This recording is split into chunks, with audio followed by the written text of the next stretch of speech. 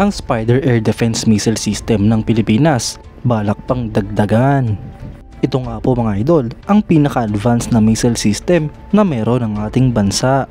Yan ang pag-uusapan natin, pero bago yan, kung bago ka lang sa aking channel, ay huwag mong kalimutang mag-like, subscribe at i-hit mo na rin ang notification bell button para lagi kang updated sa mga bagong videos natin.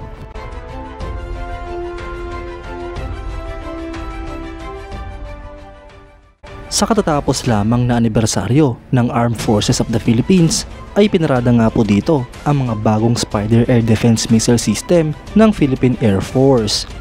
At dito nga po mga idol ay naging usap-usapan ang plano ng ating bansa na dagdagan pa ang mga missile system ng Pilipinas.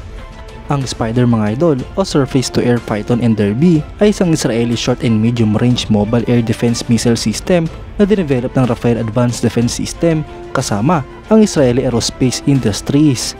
Ang Rafael nga po ang prime contractor habang Israel Aerospace Industries naman ang major subcontractor para sa Spider program. Ang system na ito mga idol ay naka-achieve ng notable milestone noong 2005 nung ang missile nito ay pinaputok kontra sa mga test targets.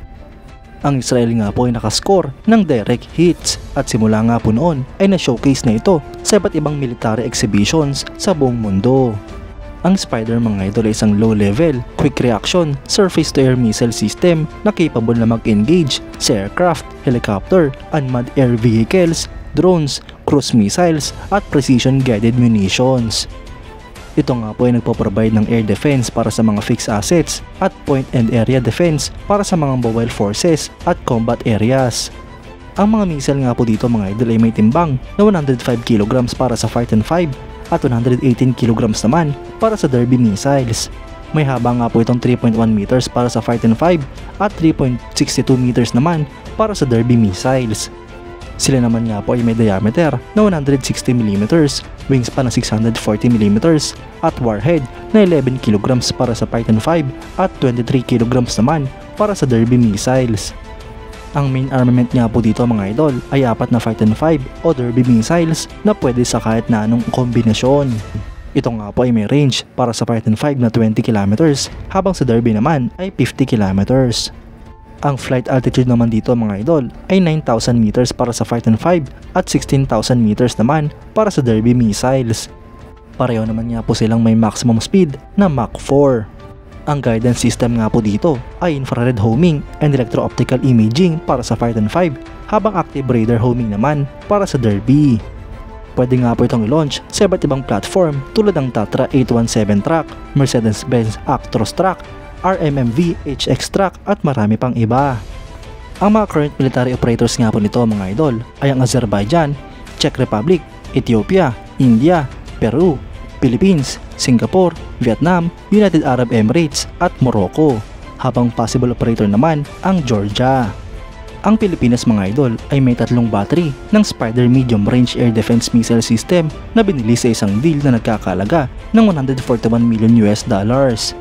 Ang 2 batteries nga po dito mga idol ay tinawag na Spider Philippine Air Defense System na formal na inindak sa serbisyo noong November 2022. Habang huling battery naman ay naasamang i-deliver sa ating bansa sa lalong madaling panahon. Mga idol, malaking tulong nga po ang mga missile defense system na ito sa Pilipinas dahil epektibo nga po ang paggamit dito. Kailangan nga po ng ating bansa ng mga ganito ka-advance at kalakas na assets na magagamit ng ating puwersa. Sa ganitong klaseng missile system nga po mga idol ay kaya nang makipagsabayan ng ating bansa sa iba pang mga nasyon. At dito nga po natin makikita na unti-unting lumalakas ang puwersa ng ating bansa dahil na rin sa tulong ng modernization program. Kaya't kung matutuloy nga po ang plano ng Philippine Air Force at ang Department of National Defense na bumili pa ng mga karagdagang Spider missile system ay siguradong malaking boost nga po ito para sa ating bansa. Sana nga po mga idol ay mga long-range missile system naman ang kanilang bilhin. Kayo mga idol, anong masasabi nyo? Comment down below for your thoughts and opinions. At yan nga lang po ang pag-uusapan natin ngayon mga idol. Maraming salamat sa panonood. Huwag nyo rin kalimutang mag-like at subscribe bilang suporta sa ating channel. Mabuhay kayo mga idol!